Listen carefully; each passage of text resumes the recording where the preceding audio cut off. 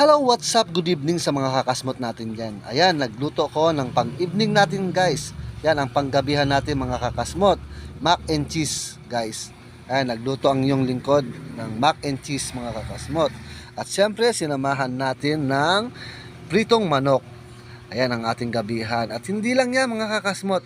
Nagluto rin tayo ng yan, halo-halo po yan mga kakasmot. May mais, carrots, at iba pa mga kakasmot. Ayan, may beans din po yan mga kakasmot. Ayan, ito po ang ating dinner mga kakasmot.